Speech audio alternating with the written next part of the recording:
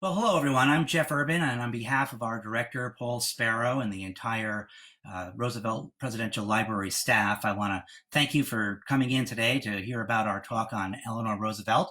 I'm the education director at the Roosevelt Presidential Library and Museum, and today I'm going to talk about one of my favorite topics, Eleanor Roosevelt, one of my favorite people of the 20th century. Now, Eleanor Roosevelt is famous around the world for her humanitarian work and her humanitarian efforts. And these are all very well documented. Her work at the United Nations is well documented as well. But what a lot of people don't know is the forces that shifted and changed her into becoming the Eleanor Roosevelt that we all know and that we all love. And that's what my topic is today. I want to talk a little bit about the forces that shaped Eleanor into being Eleanor Roosevelt, First Lady of the World, as Harry Truman called her. Now, often I'll be asked, if you had to pick one word to describe Eleanor Roosevelt, what would it be? And probably something like awesome comes to mind, or extraordinary.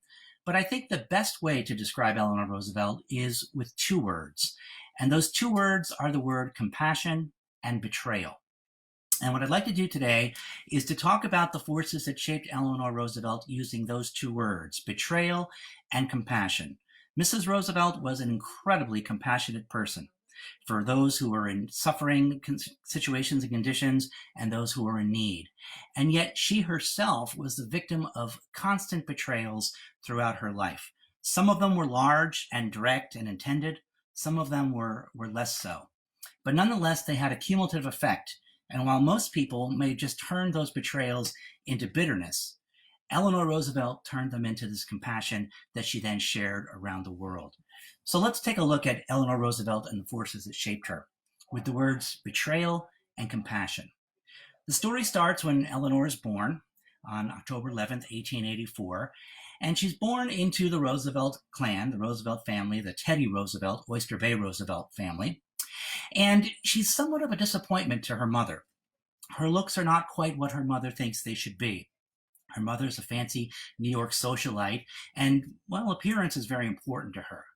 And so as Eleanor is a little girl, her mother gives her the nickname Granny. Not sweetheart or muffin or darling, but Granny. And the reason was because in her mother's eyes, she reminded her of a little old lady in the way that she acted and the way that she looked. Now, you don't have to be a clinical psychologist to realize that, calling a little girl Granny is going to hurt her self-esteem. And so right from the beginning, Eleanor is given this message that, well, you're just not quite cute enough. You're not quite attractive enough. And this begins to build in her. So that's betrayal number one. Betrayal number two comes from her father. Her father is an alcoholic, and he's a neglected alcoholic. She idolizes him and cherishes all the time she is able to spend with him, although it's not a lot. And yet, when he's with her, he will very often allow alcohol to take over his attention instead of her. There's stories where he'll take her into New York City and, they're going in for the day, and then he'll go past a bar and say, well, I'll just be right out in a minute or two, and, go and get caught up in alcohol and, well, forget that Eleanor was even with him there. And so her parents were not exactly the most positive role models in her early life.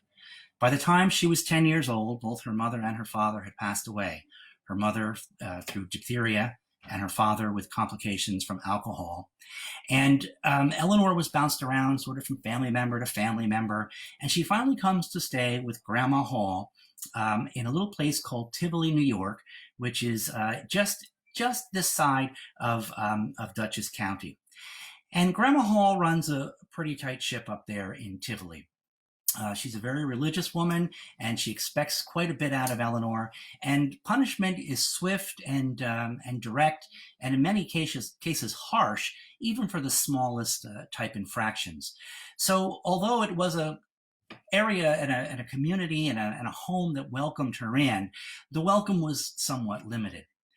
So while she's there, also in the house are several aunts and uncles who are living with Grandma Hall, and two of those uncles themselves are alcoholics.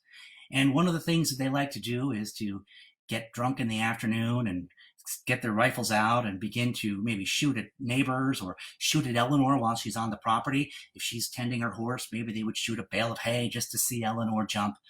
And they thought this was quite comical.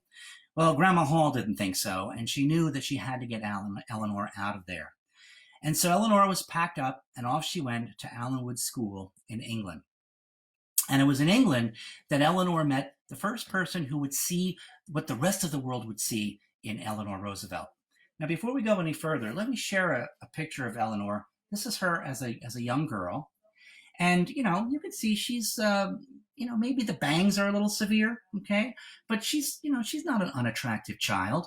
But imagine your mother calling you Granny. This begins to have the impact on her. So when Grandma Hall sends her over to Allenwood School, she meets and befriends with the headmistress, Madame Silvestri.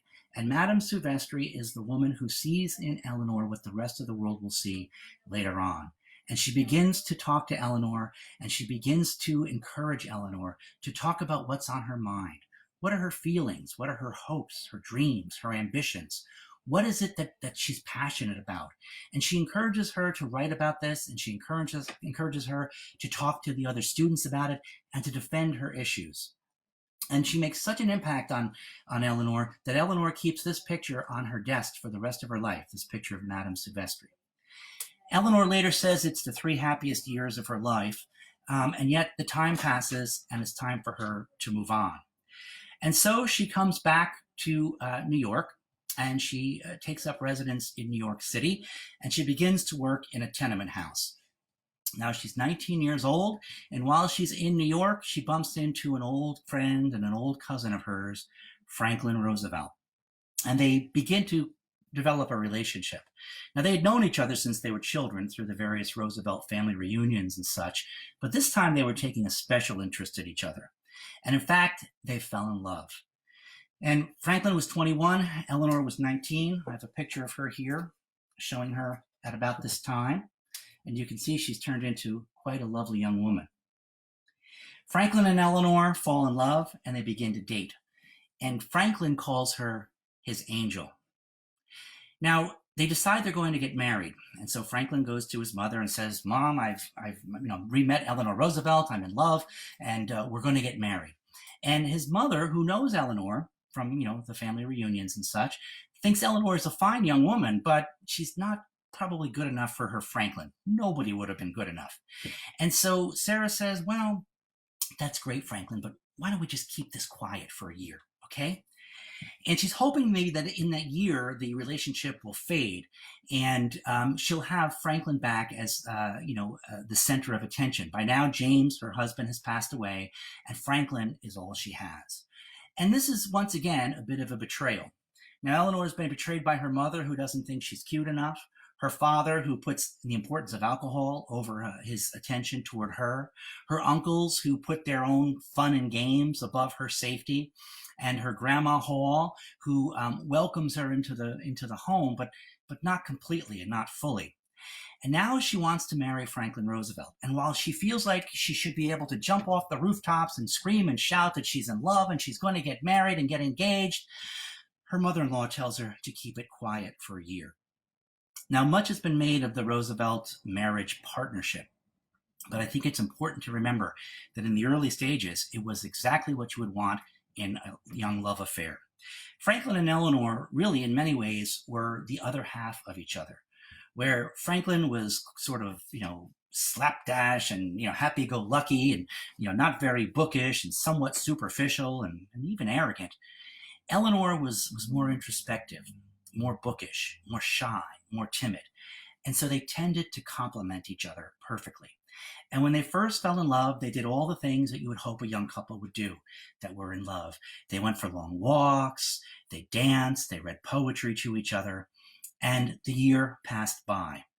They ended up getting married. And they were married on March 17th in 1905, St. Patrick's Day. Now, they didn't choose St. Patrick's Day because, of any special affinity toward leprechauns or anything. They chose that day because it happened to be convenient for a very important guest that they wanted to have at their wedding. And that was none other than Teddy Roosevelt, Eleanor's uncle. Because her parents had both passed away, Eleanor needed someone to walk her down the aisle, and she asked Uncle Teddy if he would do that. Uncle Teddy happened to be in New York City that day for the St. Patrick's Day parade, so he said, "Certainly, I'll walk you down the aisle. I can swing around for the parade." And at the actual wedding, everyone was paying attention not to Eleanor on the day that she should have been the center of attention at her own wedding, but they were paying attention to Uncle Teddy, the President of the United States. And I want to share with you a picture of Eleanor Roosevelt in her wedding dress. Okay, we don't have a lot of pictures from her wedding. This is a picture of her in January trying the wedding on for the following March. It was said that Uncle Teddy liked to be the bride at every wedding and the corpse at every funeral, and he just naturally stole the attention away from Eleanor. He didn't mean to, but in a way, it was another betrayal. Now, Eleanor learned a very important lesson that day, and it was a lesson that she kept with her for many, many years, and I'll return to that in just a few moments. So the kids get married, and they come up to Hyde Park for a week to honeymoon, and then they go off to Europe for a couple of months on an extended honeymoon. And while they're there, Sarah decides she's going to get them a wedding gift. And the wedding gift that Sarah gets them is a townhouse in New York. It's still there. It's part of Hunter College. If you go to that townhouse and you see it from the street, there's one door and two windows on each side. And it looks like it's one townhouse. Well, once you go past that door, you're in a small vestibule with two doors. And each of those doors led to an apartment. One apartment was for Franklin and Eleanor, the newlyweds, and the other apartment was for Sarah. Sarah thought, well, you know, the kids are going to be married. They're going to be living here. I'll get them a nice gift. I'll get them a nice townhouse, and I'll even do better than that. I'll get them a townhouse where I can live right next door and stop in on them anytime I want. Because on each of the floors, there were doors that connected so that Sarah was able to pop in whenever she wanted to. Now, this may not seem like a large betrayal, and it may appear that Eleanor is maybe, I don't know, a little, ungracious for the gift. But you see, Eleanor never had a home of her own. And so this was the first chance that she would have to have a home of her own with her new life with Franklin. And that was even a bit stolen away from her mother, Sarah. There's also been a lot made of the relationship between Sarah and Eleanor. And I don't think it was so much that they didn't care for each other, but I think it was a misplaced perception as to the role that each would play in the other's lives. Eleanor was desperate for a mother figure. She had never had a strong mother figure in her life, closest thing, Madame Silvestri. And so she was kind of looking to Sarah to sort of be the mother figure that she had always wanted. Sarah, on the other hand, took the attitude of, well, I've already raised the perfect child, Franklin. I don't need to raise another child. I don't need a daughter. And so there was a bit of a disconnect in terms of the way they approached their relationship that way. Now, the Roosevelts begin their family. They have 5 children, actually 6. One dies as an infant, 5 of which that then grow to become adults. And Franklin begins his political career. Eleanor is a little bit shy about how to raise the children. You know, she hasn't had a strong mother figure, and so she's kind of frightened by her children. And so Sarah steps in and takes a lion's share of helping to raise and formulate who the children become. It's not until the children become adults that Eleanor is able to establish, a more appropriate relationship and a more balanced relationship with the children. So in a way, she's even betrayed in the ability to raise her own children. Franklin starts his political career as a state senator here from Dutchess County and Putnam County, New York. He goes to Albany, where he becomes part of the political machine, and he places in nomination for the presidency Woodrow Wilson. And Woodrow Wilson, when he wins the presidency, rewards Franklin Roosevelt by appointing him to be the Assistant Secretary of the Navy. This means they need to move to Washington. Well, they go to Washington, and while they're there, Franklin begins to take over his role as Assistant Secretary of the Navy. The Secretary of the Navy, Joseph Daniels, didn't really want that much to do with the job, so he basically let Franklin run the show on the day in and day out operations. And the job broke down into two broad categories. One was that Franklin needed to go around the world to the various American naval bases and inspect the ships and the ports and make sure that everything was, literally ship shape. And he loved this because he loved the sea, he loved ships, he loved to sail. The other part of the job was that he needed to stay in Washington periodically and attend cocktail parties in and around Washington so that he could rub elbows with the various, movers and shakers in D.C., and including congressmen and senators who would make sure that the funding kept coming to the Navy. Well, he would bring Eleanor with him on these cocktail parties, and she was very, very uncomfortable. She didn't like to make small talk. She wasn't really comfortable being around alcohol because of the alcoholism in her family. And she didn't really fit in. She felt very uncomfortable, very, very shy, very on the spot. And so she eventually told Franklin, I can't go with you anymore. And he said, well, Eleanor, I've got to go with somebody. Who can I possibly go with? And she said, well, if you need to take someone, how about my social secretary, Lucy Mercer? And this is her right here, Lucy Mercer. Well, Lucy Mercer is a lot of fun at a cocktail party. She knows how to make small talk. She can handle her liquor, and she, knows when to laugh when the jokes are told. And somewhere along the line, Franklin and Lucy Mercer fall in love and they begin an affair. We don't know exactly when it started, but we know exactly when it ended. It ended when the war came to a close and Franklin came back to New York to that townhouse that his mother had purchased for him. And he had a touch of the pandemic flu that was going around at that time. He went upstairs and said, Eleanor, I don't feel well. I'm going to lay down. And he left all of his stuff downstairs in the vestibule in the lobby. Well, Eleanor, being the dutiful wife, began to help him unpack. And as she did, she found a satchel of love letters between Lucy Mercer and Franklin. And she said she felt as if her entire world, the bottom, had fallen out. So now, again, she's betrayed by Franklin, who represented to her the other half of who she was. Well, Eleanor confronts Franklin, and she says, well, if you love this woman as much as these letters seem to indicate, you need to be with her and not with me. And she offers Franklin a divorce. Now, Franklin, is very taken aback. Obviously, he's caught in this affair and he doesn't want to get divorced. And one of the key reasons he doesn't want to get divorced is because he's worried about two things. Number one is his political career. And his trusted advisor, Louis Howe, advises him that, well, if you can't run a marriage, how are you supposed to run a state or a country? Your political career will be over. But more importantly, he was worried about his mother. His mother, Sarah, who maintained control of the Roosevelt family fortune until the day she died in November of 1941, basically told Franklin, there'll be no divorce in this family, pal. You fell in love with her, you married her, you cheated on her, you make it work. And if you don't, I'm cutting you off from the Roosevelt family fortune. And so President, or Franklin Roosevelt at the time, and Eleanor decided to stay together.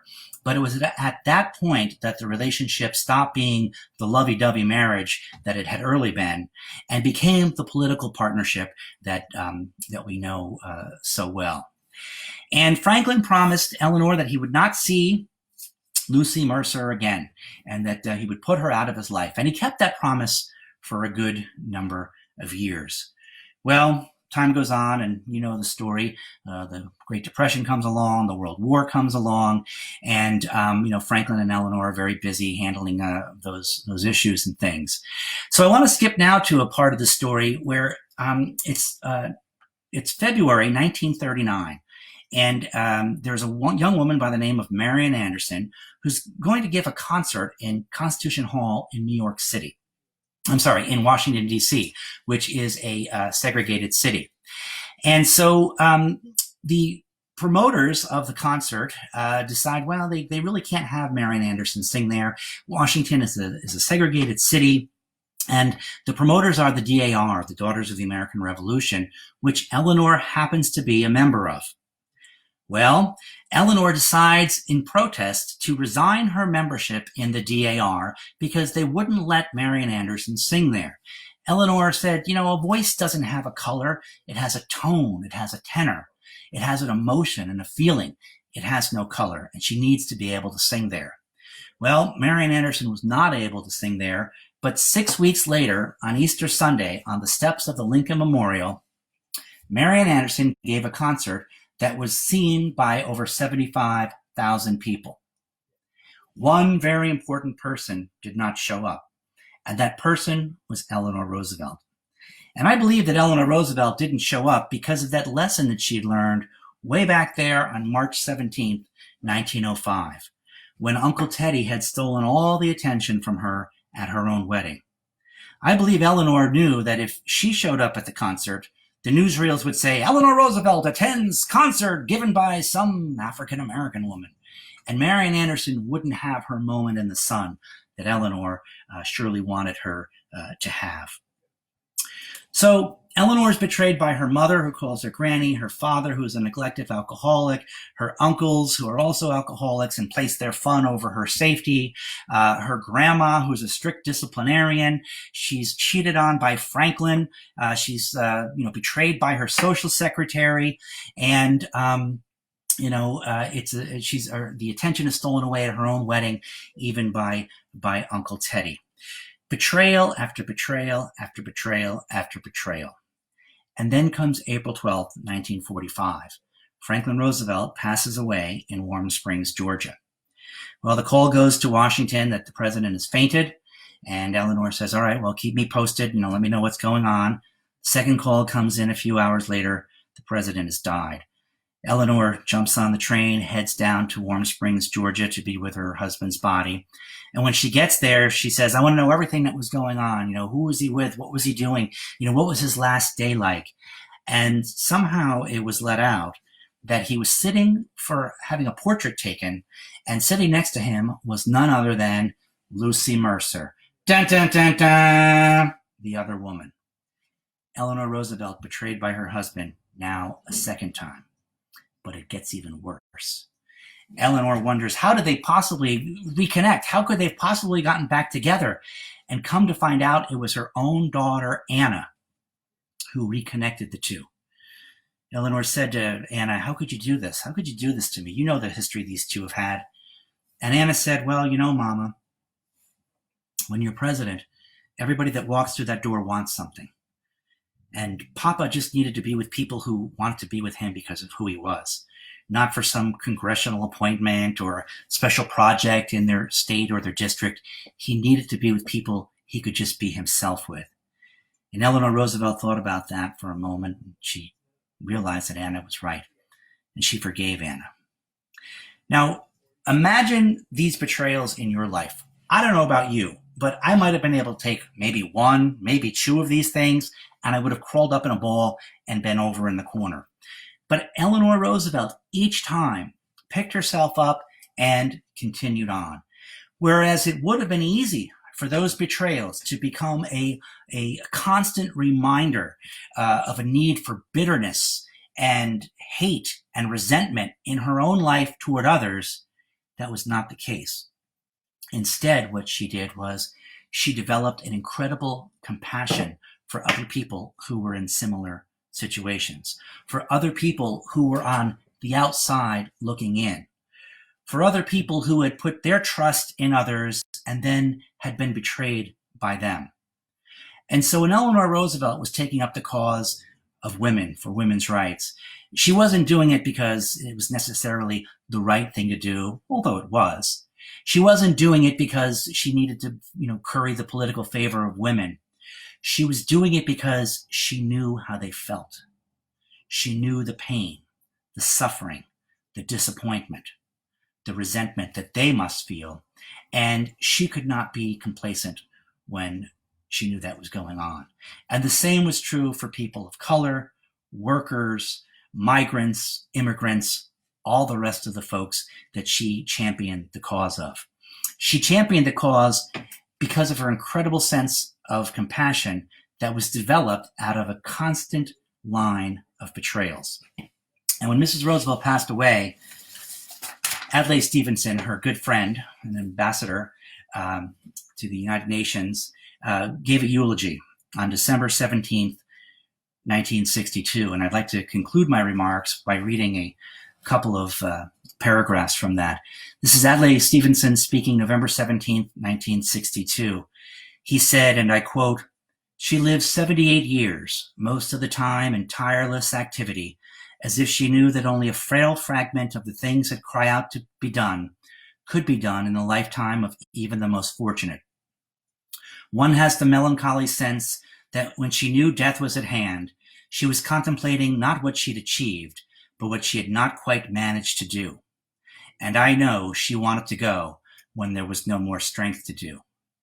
Yet how much she had done, how much still unchronicled.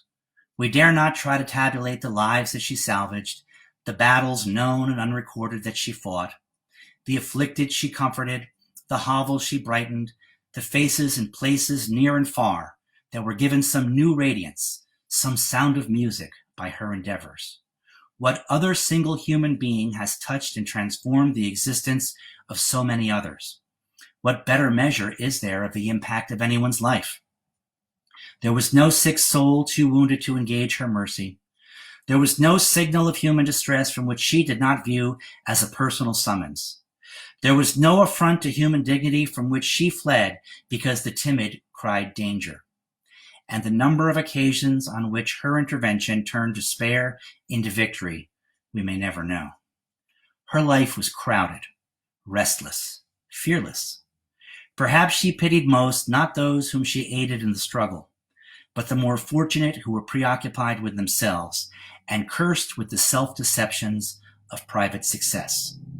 She walked in the slums and ghettos of the world, not on a tour of inspection, nor as a condescending patron, but as one who could not feel complacent while others were hungry, and who could not find contentment while others were in distress.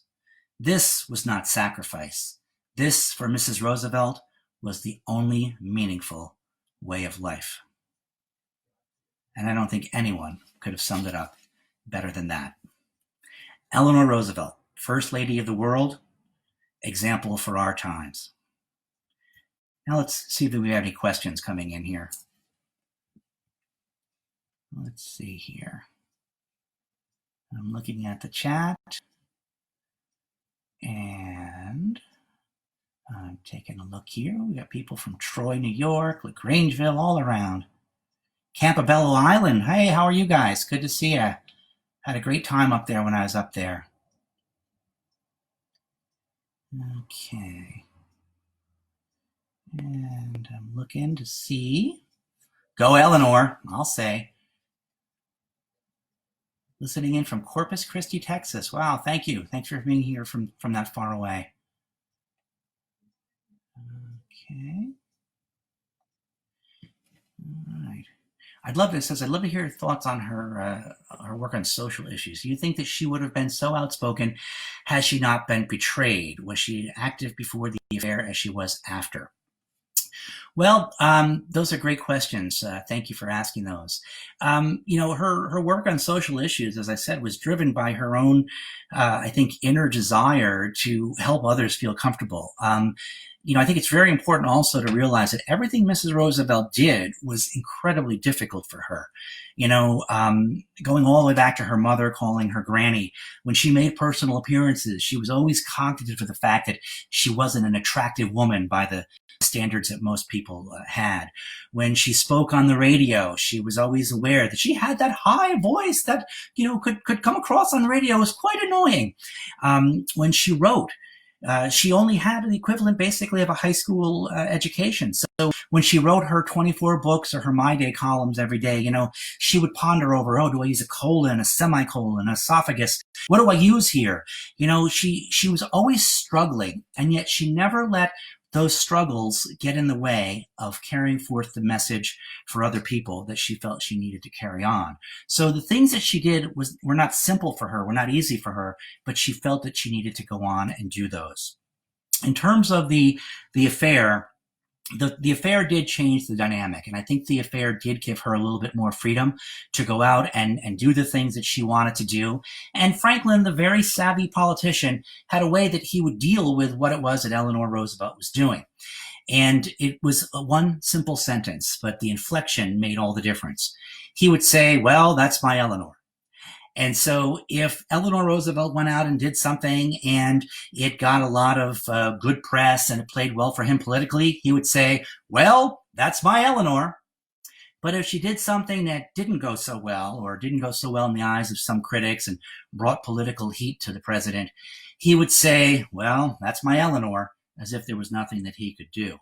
He didn't reel her in so much, but he was able to sort of keep arm's distance that way. But there was really no stopping Mrs. Roosevelt. She would, if she hit a barrier, she would stop temporarily and find a way to work around it in order to achieve her goals and such. So I do think it gave her a little bit more sense of freedom to be able to do what she wanted to do. What advice do you think she might offer people in the world today in finding hope and optimism during this difficult situation? Well, that's a great question, and that's from my old intern, Danny. Hey, how you doing? Good to see you. Well, the hope, the inspiration, the advice I think she would give us is one of hope. President and Mrs. Roosevelt were what I call futurists. They were always looking to the future. But they weren't allowing themselves to be blinded by the present, right? They knew they were in a Great Depression. They knew they were in a world war. He knew he was battling polio. He knew he was standing up to Adolf Hitler. He knew that the world needed to be reshaped based upon those four freedoms that he so well articulated in January of 1941. But they both always saw past where they were to where they were going to be. And so I think that the advice that she would give us is take stock of the times that we're in. Yes, they're challenging. Yes, they're hard. Yes, they are exhausting. But we cannot become complacent. We have to find a way to move on. And the way that we find a way to move on is by coming together, not by coming apart.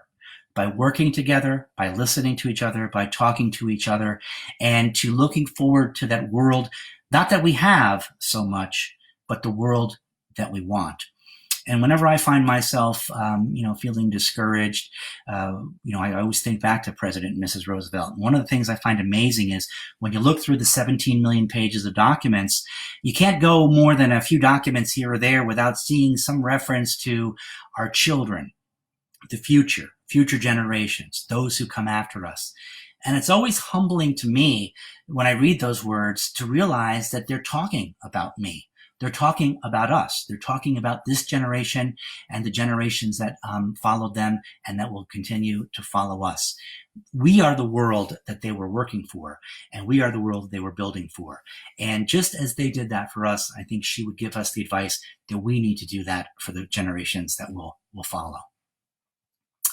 Let's see. My uncle asked Mrs. Roosevelt to dance when she visited Johnson City, Texas in the early 1940s. She said to him, "I'm not dancing tonight, son." Wow. Well, she may have been tired. I don't know. He could have cut in. Let's see. What else do we have here? What's my estimation of Lucy? She seems to get a pass for her culpability from most historians.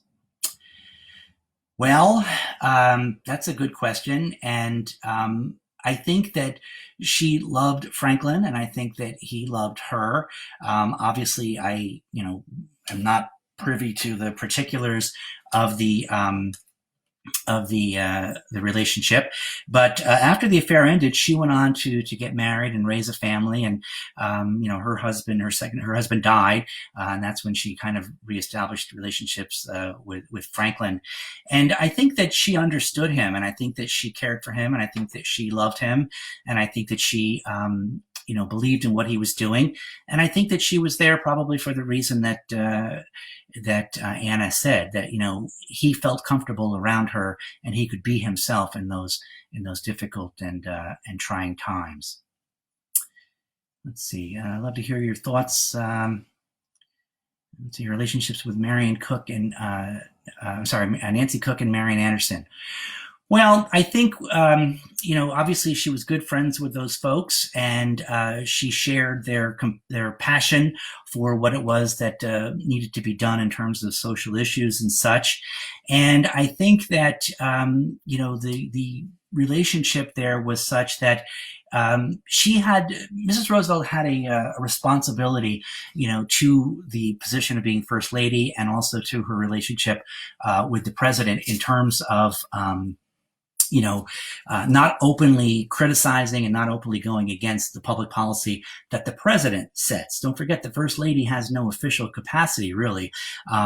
And so I think that, when things began to go a little more south with those relationships with Nancy and Marian, I think it stemmed more from the fact that Mrs. Roosevelt had a realistic version and vision of where it was and how far she could push and how far she could go.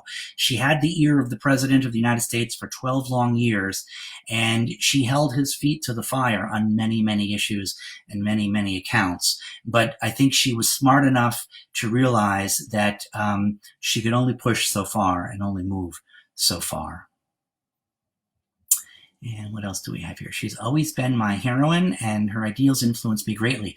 Grateful to have talked with her so many times as a neighbor here in Hyde Park.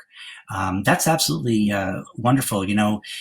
She really is an inspiration. And one of the things that we do at the library through the education program is a thing called National History Day, where elementary school and high school kids from across the country participate in a contest where they have to do primary source research on historical events of the past. And each year, no matter what the theme is, somebody finds a way to work Eleanor into the theme.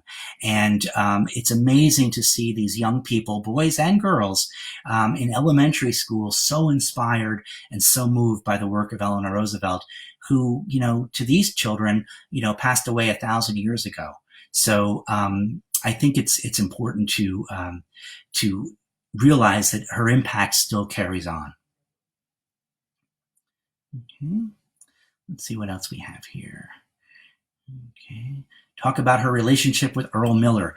Earl Miller was her New York State bodyguard, and Earl Miller taught her how to effectively fire a pistol, and they were quite good friends. They would, sometimes go off on trips and such together, and that falls into that area of speculation, relationships, between the Roosevelts and others. And we have an entire section of it in our museum.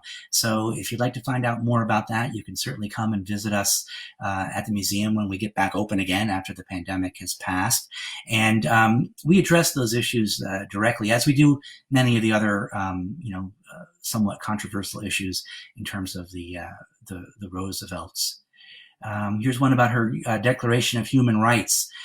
Yes, absolutely. Important work at the United Nations. And again, she wasn't phoning it in. She was speaking on the behalf of refugees. And when she helped to push the Universal Declaration of Human Rights with its many, many points of fundamental human rights for people all around the world, she understood how important those were, because she understood this sense of betrayal, not having those rights and being able to participate in them, fully.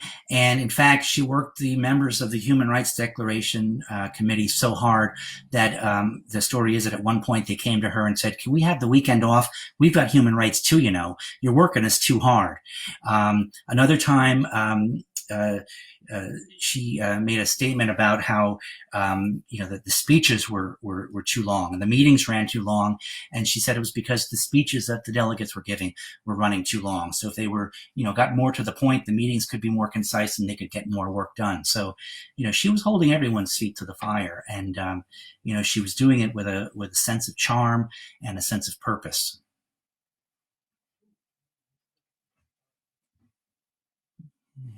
Seeing if anything else comes up here.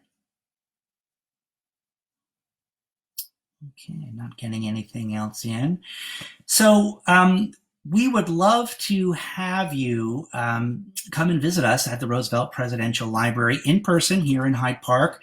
And we have wonderful exhibits put by our museum curator, Herman Eberhard, and we have a fantastic series of public programs put on by our public programs specialist, Cliff Lawby, and our research room is one of the busiest, headed up by our supervisory archivist, Kirsten Carter, and she and her staff do a wonderful job of getting the information out there to folks. But if you can't visit us, which you can't right now due to the pandemic, you can always visit us online and come and take a look at our website. You can do our virtual tour. We have about 1 million pages of documents online through our online document search, Franklin. So you are certainly able to, come and experience us that way.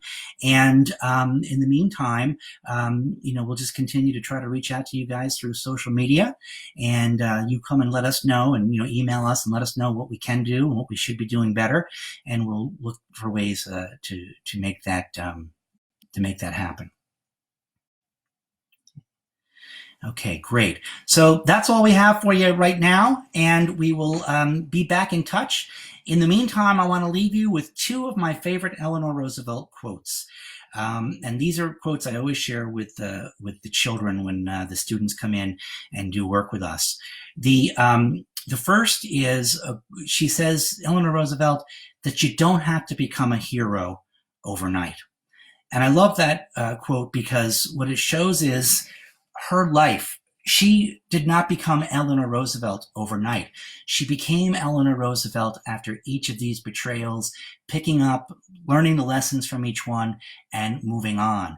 And by saying you don't have to become a hero overnight, I believe what she's doing is she's giving us permission to fail, because none of us are perfect and we will fail. But if we fail and we fall and we pick ourselves up and we learn those lessons and we rededicate ourselves to moving forward and rededicating ourselves to being a better person, then we haven't failed and we will become that hero over the course of time. The second quote I always like to leave the students with is that human rights begin in small places, places that are too small to be seen on a map. And what I like about that quote is that it gives us a sense of power. You don't have to be an Eleanor Roosevelt or a president of the United States or the leader of another country or the head of the United Nations to start to make the world a better place. We can do it right where we are. We can do it in our homes, in our churches, in our synagogues, in our neighborhoods, in our schools, in our places of work, by just being a little more compassionate, a little more sensitive, a little more caring, a little more accepting, and a little bit more helpful. We can begin to make the world a better place right where we are today. And if each of us begins to do that, the rippling effect of that over the course of this country, over the course of our history, will have a tremendous and huge impact for people in our own lives and around the world. And I think that's what Mrs. Roosevelt would have wanted us to remember as we go forth. Please join us again and come and visit us at the library and on our website. Thanks so much. Bye-bye.